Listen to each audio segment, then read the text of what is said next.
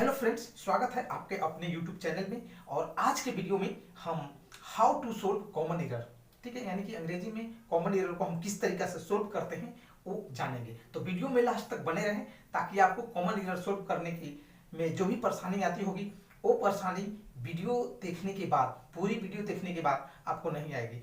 आपको थोड़ी बहुत भी यदि अंग्रेजी में नॉलेज होगी, इंग्लिश की नॉलेज होगी, जानकारी होगी, तो आप आसानी से कॉमन एरर को सोल्व कर सकते हैं। यदि 5 क्वेश्चन पूछा जाए तो उसमें से 2 या 3 प्रश्न को आप बिल्कुल ही आसानी तरीके से जवाब दे सकते हैं, यानी सही तरीके से सोल्व कर सकते हैं। हाँ, कब? जब आप इस वीडियो को लास्ट तक देखेंगे तब। सबसे पहले कॉमन एरर सोल्व करने के लिए लोगों के बीच में जो धारणाएं हैं, जो लोग अप्रोच लेते हैं, वही गलत है। जो उनकी अप्रोच होती है सोल्व करने की, वही गलत है। लोग करते हैं क्या? तो एक कॉमन एरर में क्या होता है, एक छोटे से सेंटेंस आपको दे दिए जाते हैं, ठीक है, या बड़े से सेंटेंस, बैंकिंग वगैरह में थोड़ा सा सेंटेंस क्या होता है, बड़ा होता है, या 2-3 सेंटेंस कॉम्बिनेशन में बने होते हैं और उनमें से ये ढूंढना रहता है आपको कॉमन एरर। लेकिन एसएससी के एग्जाम, अभी एसएससी जीडी के होने वाले हैं, उसमें छोटे छोटे सेंटेंस मिलकर कॉमन एरर के फॉर्म में रहते हैं और वहां से आपको प्रॉब्लम ढूंढने के लिए पूछा जाता है कि आखिर किस पार्ट में प्रॉब्लम है। फिर भी आप फंस जाते हैं। तो खासकर एसएससी जीडी वाले छात्रों के लिए बोल रहे हैं कि उन्हें किसी भी तरह की परेशानी बिल्कुल नहीं आने वाली है, बशर्ते आपको नाउन से लेके कंजंक्शन तक की जो कॉन्सेप्ट है वो ध्यान में रहने चाहिए कि आखिर उसका कॉन्सेप्ट क्या है, किस तरीका से उसमें एरर पूछे जाते हैं, किस तरह के एरर पूछे जाते हैं। तो आप आसानी से उसे ढूंढ के फाइंड कर सकते हैं कि कहाँ पे कॉमन एरर है सेंटेंस में।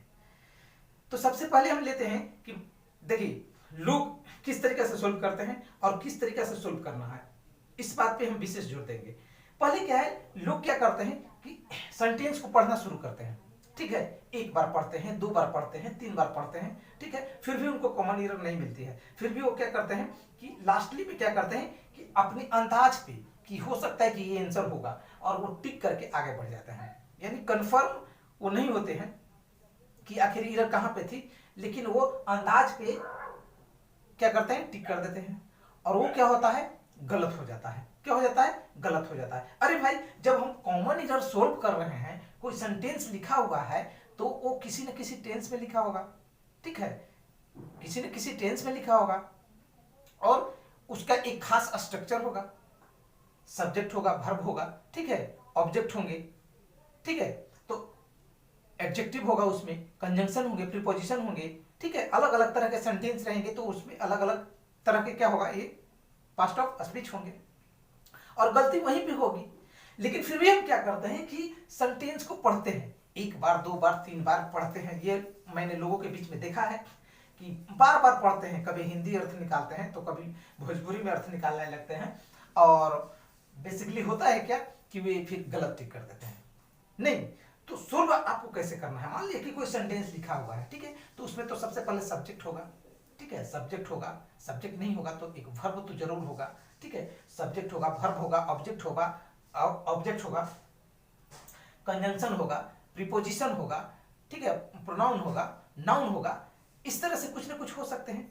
तो हम सेंटेंस को जब सबसे पहले पढ़ना शुरू करेंगे, पहले पार्ट को हम पढ़ना शुरू करेंगे तो पहले पार्ट में देखेंगे कि आखिर क्या क्या दिया हुआ है, ठीक है। मान लें कि पहले पार्ट में दिया हुआ सब्जेक्ट दिया हुआ है, एक नाउन दिया हुआ है, ठीक है, तो हम नाउन के कॉन्सेप्ट को वहां पे लगाएंगे, पहले वाले पार्ट में नाउन को कॉन्सेप्ट को लगाएंगे। मान लिया कि नाउन है और एक प्रीपोजिशन दिया हुआ है, ठीक है, नाउन है, एक प्रीपोजिशन दिया हुआ है, तो हम सबसे पहले फर्स्ट वाले अप्रोच में ये देखेंगे कि क्या वो नाउन जो है वो सही तरीका से है, सही है, उसके साथ जो प्रीपोजिशन लगे हुए हैं वो सही है या नहीं है, ठीक है। यदि सही है तो कोई बात नहीं, यदि गलती है तो वहीं पे एरर है, ठीक है। यदि सही है तो फिर क्या करेंगे, हम आगे बढ़ेंगे। आगे की पार्ट में मान लिया कि दिया हुआ है, कंजंक्शन दिया हुआ है, ठीक है, कंजंक्शन दिया हुआ है, उसके बाद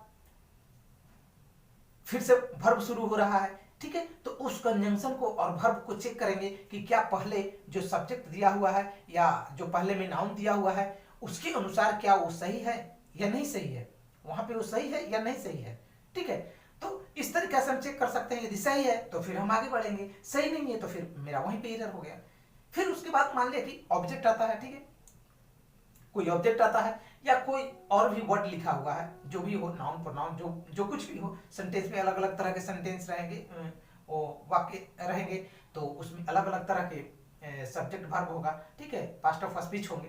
तो इस तरीका से हम चेक करते चलेंगे, ठीक है, कि आखिर कहाँ पे गलती है। एक पार्ट में नहीं है, कुछ भी नहीं है तो आगे बढ़ जाएंगे, एक पार्ट में नहीं तो आगे बढ़ जाएंगे, ठीक है। बहुत लोगों के बीच में ये होता है कि उनको कुछ नहीं मिलता है तो लास्टली में टिक कर देते हैं। लेकिन ऐसा देखा गया है कि मान लिया आपको कॉमन एरर सोल्व करने आता है, लेकिन बार बार पढ़ रहे हैं, एक से दो बार पढ़ रहे हैं, एक से दो बार पढ़ रहे हैं और आपको कॉमन एरर नहीं दिख रहा है, तो वहां पे नो एरर होता है। क्या होता है? नो एरर होता है। लेकिन फिर भी लोग क्या करते हैं कि गलत टिक कर देते हैं। तो आप ऐसा नहीं करें, ठीक है। एक से दो बार में लग रहा है और आपको लगता है कि हाँ हम सही तरीका से मतलब सोल्व कर लेते हैं, कॉमन एरर सोल्व कर लेते हैं, लेकिन यहाँ पे प्रॉब्लम आ रही है, मुझे एरर मिल नहीं रही है, तो आप जबरदस्ती वहां पे एरर मत नहीं लगाएं। हो सकता है वहां पे क्या हो जाएगा, नो एरर में हो जाएगा, और ऐसा हमेशा देखा गया है। चलिए हम दूसरे अप्रोच को लेते हैं। मान लिया कि 5 क्वेश्चन आपके एग्जाम में आए हुए हैं जो कॉमन एरर से संबंधित है, ठीक है।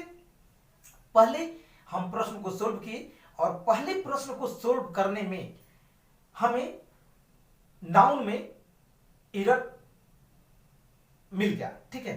यानी कि पहले सेंटेंस को हम सोल्व किए तो उसमें नाउन में गड़बड़ी दिखा और नाउन वाले पार्ट में हम एरर कर दिए, ठीक है। तो बाकी के जो 4 पार्ट बचे हुए हैं तो फिर आपको वहां पे नाउन को इग्नोर करना है, ठीक है। जनरली के केस में, मतलब 100% नहीं लेकिन 99% केस में क्या होगा कि आगे वाले जो क्वेश्चन रहेंगे उसमें अलग पास्ट ऑफ स्पीच से प्रॉब्लम दिए हुए रहेंगे, तो आप उनको इग्नोर करके डायरेक्ट चौथे पे नाउन को छोड़ करके फिर आप प्रीपोजिशन पे ध्यान दे सकते हैं, कंजंक्शन पे ध्यान दे सकते हैं, एडजेक्टिव पे ध्यान दे सकते हैं, एडवर्ब पे ध्यान दे सकते हैं। तो यहाँ से यहाँ पे मतलब वहां पे एरर होने की संभावना क्या हो जाएगी, ज्यादा हो जाएगी, ठीक है। मान लिया कि दूसरे में आपको एडजेक्टिव में एरर मिल गया, तो जब तीसरे प्रश्न को हम सॉल्व करेंगे तो वहां पे नाउन और एडजेक्टिव को हम इग्नोर करेंगे, मतलब उसमें गड़बड़ी आपको नहीं मिल सकती है। वहां पे हो सकता है दूसरे पार्ट में गड़बड़ी हो, और बेसिकली देखा गया है कि दूसरी पार्ट में ही गड़बड़ी रहती है। 5 क्वेश्चन पूछा गया है तो पांचों अलग अलग कॉन्सेप्ट से पूछे जाते हैं, पांचों अलग अलग बिंदु से पूछे जाते हैं, एक ही तरह के नहीं पूछे जाएंगे। तो आप वो दोनों को इग्नोर करके फिर तीसरे कॉन्सेप्ट को लगा सकते हैं, 3 सॉल्व कर लेते हैं फिर चौथे कॉन्सेप्ट को लगा सकते हैं, मतलब एक एक कॉन्सेप्ट जो है वो आपका खत्म होते जाता है। तो इस तरीका से यदि आप सोल्व करें, इन सब बातों को ध्यान देकर आप कॉमन एरर को यदि सोल्व करते हैं, तो मुझे ऐसा लगता है कि आप जो है 5 यदि क्वेश्चन पूछा जाए तो 5 में 5 सही कर सकते हैं, ठीक है। एक और पॉइंट हम बताना चाहेंगे कि जहां पे आपको कॉमन एरर नहीं दिखती, आपको जैसा कि मैंने बताया कि आपको बनाने आता है लेकिन फिर भी आपको कॉमन एरर नहीं दिख रहा है, तो हो सकता है कि वहां पे प्रीपोजिशन में गलती रहती है। जनरली ऐसा देखा गया है, प्रीपोजिशन में गलती रहती है, अदरवाइज नो एरर होता है, ठीक है। तो इन दोनों, यही दोनों केस जो है वो क्रिटिकल है, नो एरर वाला और प्रीपोजिशन वाले, ठीक है। तो प्रीपोजिशन वाले तो आप ठीक कर सकते हैं, फ्रेजल वर्ब वगैरह लगा के आपको दे दिया जाता है, तो उन सब पे कमांड है, और प्रीपोजिशन पे अच्छी तरीका से कमांड है, तो ये आपको सोल्व हो जाएंगे। और नो एरर आप कैसे पकड़ सकते हैं, तो ये आपको प्रैक्टिस करना पड़ेगा, ठीक है। कॉमन एरर के जो बुक आते हैं, बहुत सारे कॉमन एरर एग्जाम में जो पूछे जाते हैं प्रश्नों को, उसको आप सोल्व करेंगे तो आपको नो एरर पकड़ने में मजा आएगा और आप फिर आसानी तरीके से आप नो एरर को पकड़ सकते हैं। तो मुझे आशा है कि इनसे अप्रोच को आप अप्लाई करेंगे और घर पे ही अप्लाई करके देखें पहले कि हाँ मैं जो मेथड बता रहा हूँ वो सही है या नहीं है, उस तरीके से सोल्व करना चाहिए या नहीं करना चाहिए, और आप किस तरीके से सोल्व करते हैं ये सब का घर पे ही प्रैक्टिस कर ले। यदि सही लगता है, आपकी अप्रोच सही लग रही है, प्रश्न सही बन रहे हैं, तो आप एग्जाम में भी इस तरीकों को अप्लाई कर सकते हैं। तो चलिए इस वीडियो में इतना ही, ये छोटी सी वीडियो है, इस वीडियो में इतना ही। ये वीडियो आपको कैसा लगा कमेंट करके जरूर बताइएगा। वीडियो अच्छा लगेगा तो लाइक कर दीजिएगा, और हमारे चैनल को अभी तक सब्सक्राइब नहीं किए तो सब्सक्राइब कर लीजिएगा। मिलते हैं फिर नेक्स्ट वीडियो में, तब तक के लिए धन्यवाद वीडियो लास्ट तक देखने के लिए। टेक केयर ऑफ, जय हिंद।